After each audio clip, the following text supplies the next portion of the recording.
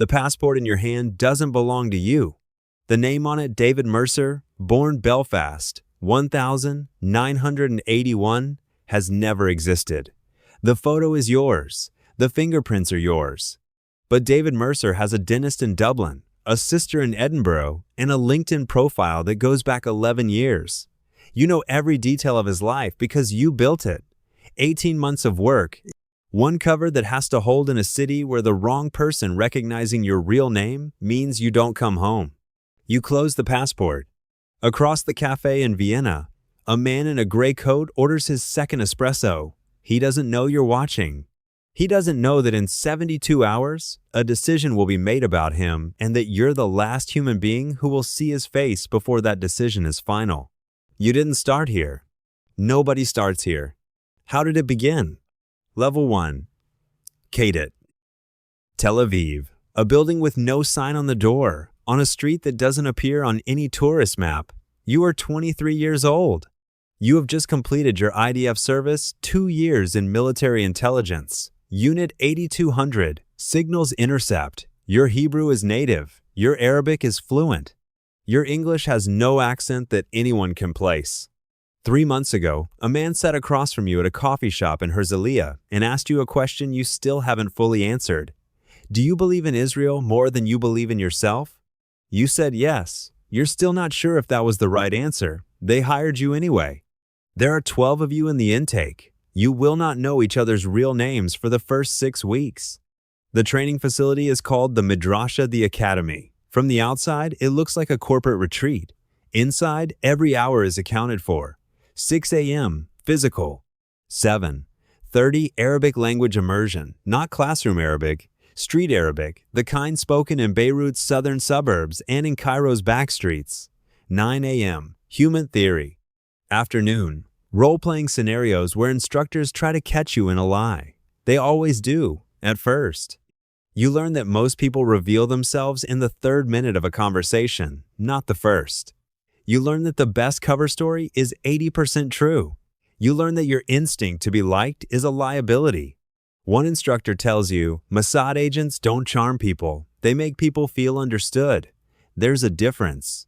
You write that down. You memorize it. You stop telling people where you work. Your parents think you joined a government trade ministry. Your girlfriend of 2 years asks why you keep your phone face down. You don't have a good answer. She stops asking after a while. Week 8, a simulation. You are given a false identity and dropped into Haifa's Arab quarter for 72 hours with the task of recruiting a fictional asset. One of your classmates breaks cover on hour 14, a moment of genuine emotion, a story about his family that slips out because the target seems sympathetic. He is pulled from the program the next morning. His desk is empty by noon. You pass. Not brilliantly, but you pass. You learn the first rule. The person you were before you walked in is the most dangerous thing you carry. Level 2, Analyst. You did not make the field track. Not yet. Of the 12 cadets, 4 go directly to field training. You are assigned to the Analysis Division, a floor of the Mossad headquarters in Tel Aviv called Mossad, on a campus that officially does not exist. Your badge gets you through 2 checkpoints. There is a 3rd checkpoint you are not cleared for. You think about it every time you walk past.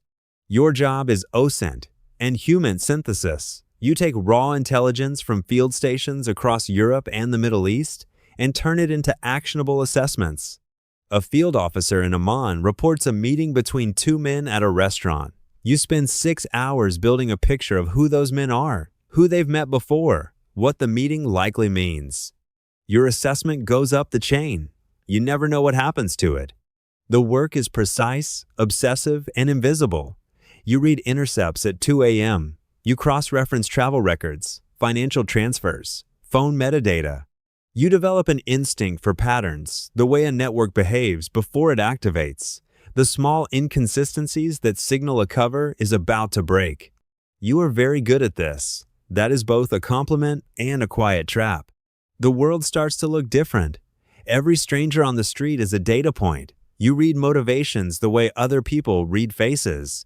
Your girlfriend, now your ex-girlfriend, once said, you made her feel like a subject of study rather than a person. You didn't argue. You flag an anomaly in a Hezbollah financial network, a single account in Cyprus, moving small amounts in a pattern that doesn't match any known operational profile. Your supervisor reviews it, escalates it. 2 weeks later, a field operation is run based on your analysis. You are told quietly, in a hallway, that it was successful. You don't ask what successful means. Your name goes on a short list. You've never left the country for work, but you've been inside the heads of men in 6 of them. Level 3, Case Officer. The promotion comes without ceremony, a new badge, a new floor. Your new title is Case Officer, officially, in the bureaucratic language of Israeli intelligence, a katsa in training. You are 27. You are moved to the collections department, which runs human assets, informants, sources, recruited agents across active theaters. Your first station assignment? Brussels. You fly there on a passport with your real name. It's the last time for a while. Brussels is a city made for intelligence work. It is the capital of the EU, the home of NATO, and a crossroads for diplomats, lobbyists, arms dealers, and functionaries from every nation on earth. Your cover: Junior attaché at a trade consultancy firm on Rue de la Loi. You have business cards. You attend networking events. You drink mediocre wine at embassy receptions and ask people careful questions about their work.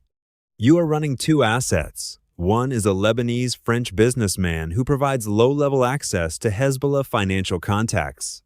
The other is a Sudanese diplomat with debts he doesn't want his government to know about. You meet both of them in public places, a museum, a park, a bookshop, never the same place twice, never on a schedule. You write contact reports in encrypted format every 72 hours.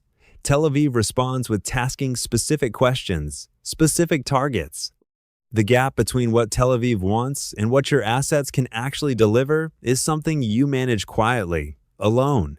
You have not spoken to your parents in 4 months. You have a phone for them, a clean number registered to a name that isn't yours, and you call from it on Fridays when you can.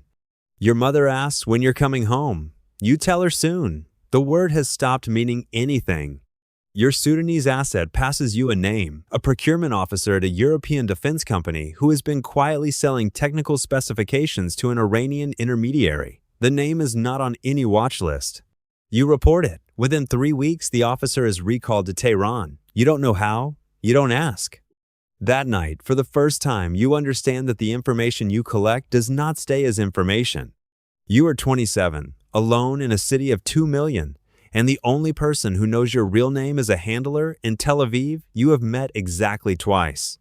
Level 4, KATSAS. Full Field Certification. The word KATSAS has no clean translation. The closest is case officer, but that doesn't capture it.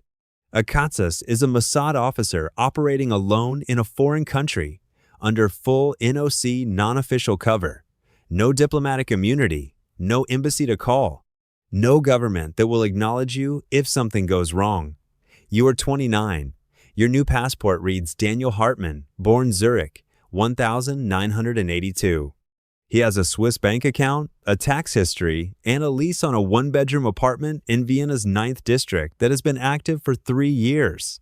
You are Daniel Hartmann now. You will be him for the next 2 years.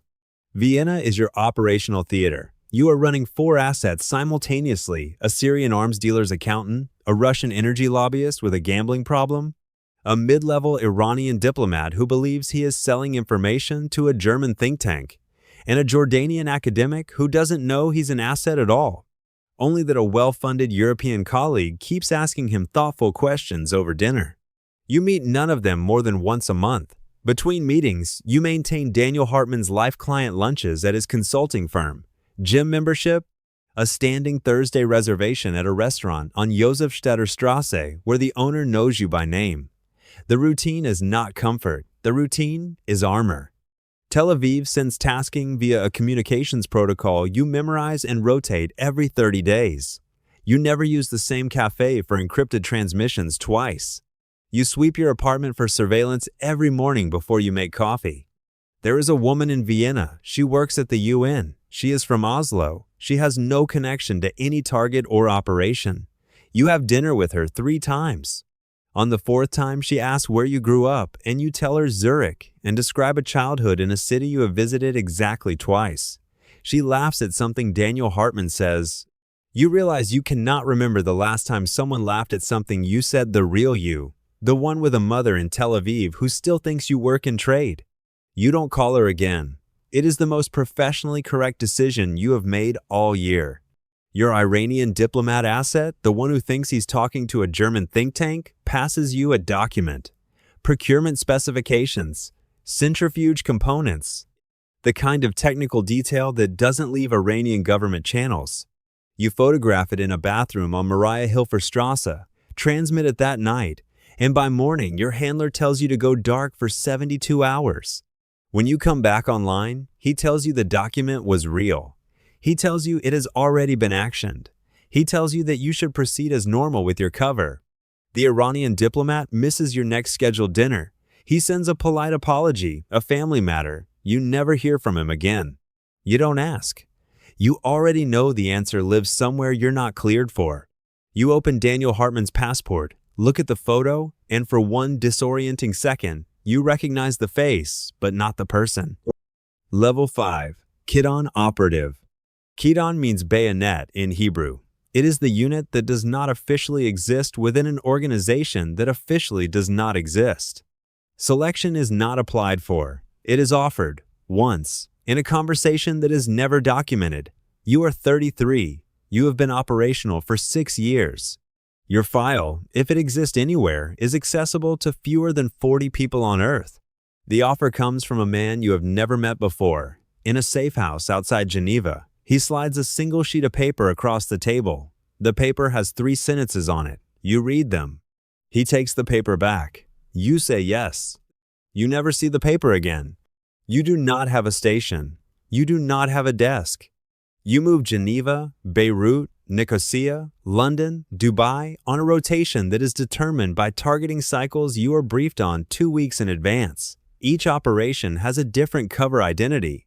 You currently hold 4 active passports: Swiss, Canadian, Belgian, Irish. You know the biographies of all 4 men. None of them have ever met each other. The work is not what films suggest. Most of it is surveillance, weeks of it, sometimes months. Learning a target's patterns so precisely that you can predict where he will be at 11:15 on a Thursday morning based on 12 weeks of observation. The operation itself is often 30 minutes. The preparation is everything. You work in pairs or alone. When you work in pairs, you and your partner do not discuss the operation outside of the briefing window. Afterward, you do not debrief together. You fly out of different airports on different days. There is no longer a version of you that exists outside of operations. You have no apartment that is yours. No city that feels like home. You keep a storage unit in Zurich under Daniel Hartman's name, still active with 3 boxes inside, books, mostly, a photograph, a watch that belonged to your father. You visit it once a year, alone, and you do not stay long because the person who owns those objects feels like a story you were told about someone else. Beirut, a target procurement network facilitator, mid-level, operational for 9 years. The operation is clean, 31 minutes from entry to extraction, no witnesses. No evidence. You are in Cyprus by midnight. In the hotel room, you order room service and watch a football match on television. Tottenham versus Arsenal. You don't care about football. You watch it because it is the most ordinary thing you can think of, and you need, very badly, something ordinary. 3 days later, back in Geneva, your handler tells you the network has gone quiet across 4 countries. He says, and this is the closest thing to acknowledgement you will ever receive, good work. 2 words. That is the whole of it. You are the most capable person in any room you enter, and there is no one left who knows your real name. Level 6. Ramsad. Ramsad Director of Mossad. There have been 13 of them since 1949. Their names were classified for decades after their service. Some are still not publicly confirmed. You are 52. The appointment comes from the Prime Minister's office, in a meeting with 3 people present. There is no press release. There is no ceremony. You are now responsible for approximately 7,000 employees, analysts, field officers, technical intelligence specialists, and the people in the units whose names are not written down anywhere you would find them. You have been all of them. You know what each clearance level costs the human being who carries it. You sit behind a desk for the first time in 20 years. Your mornings begin at 5:30 with a classified intelligence brief, overnight reporting from every active station on Earth. You read it the way a doctor reads a chart, looking for the thing that doesn't belong, the pattern that breaks, the silence where there should be noise. You attend 3 to 5 meetings a day, most of them with people who don't know each other's full names. You authorize operations. You terminate operations. Once a month, you sit across from the Prime Minister and describe the world as it actually is, not as his advisors prefer to present it. You have a driver. You have a security detail. You have a phone that is swept for intercepts every 6 hours. Your wife, you married at 38, between postings, briefly and completely understands that the man she married has a name she knows and a life she has never seen. She has never asked. You have always been grateful for that. From this chair, you authorize the operations. You sign the targeting orders. You've read enough files to know what the execution looks like. You've done it yourself. The distance between the authorization and the act is a single sheet of paper and a signature. Some directors find that distance comfortable. You have never found it comfortable. You sign anyway. That is the job. An operation in Tehran goes wrong. An asset 12 years in place, irreplaceable, is burned. You read the after-action report at 2 a.m. The asset's name, his real name, is in the file. You have never met him. You know his handler's name. You know his children's ages. From a contact report filed in 2019, the report confirms he did not survive extraction. You close the file. You pick up the phone and tell your deputy to begin the process of notifying the family through the channels that don't exist, the ones you built for exactly this. Then you sit in silence for a long time in a room where you are the most powerful intelligence officer in Israeli history, and it means nothing at all. Power, at this level, is not the ability to act. It is the ability to decide who pays the price for your actions and to live with having decided. The cafe in Vienna is still there. You know because you checked 3 weeks ago. From a report filed by a station officer who has no idea that the man who once sat at table 7 by the window ran assets out of this city for 2 years under a name that no longer exists in any active file. Daniel Hartman was retired in 2009. His passport was destroyed. His apartment was vacated. The standing Thursday reservation at the restaurant on Josefstädter Strasse was quietly canceled by a support officer you never met. But the blue passport, the first one, the one that started it, you kept it. It's in the storage unit in Zurich, in the box with the books and your father's watch. You've never explained to anyone why you kept it. It's not something you could explain to someone who hasn't held one the specific weight of a document that makes you real in a country that doesn't know you exist, that gives you a name, a history, a sister in Edinburgh who will never be born. David Mercer, born Belfast, 1981. You close the file on your desk. The current one, tonight's operation, a different city, a different name, a different man who will open a passport tomorrow morning and begin the long work of becoming someone else. You wonder, briefly, if he understands yet what he's giving up. He doesn't. They never do. That's why it works.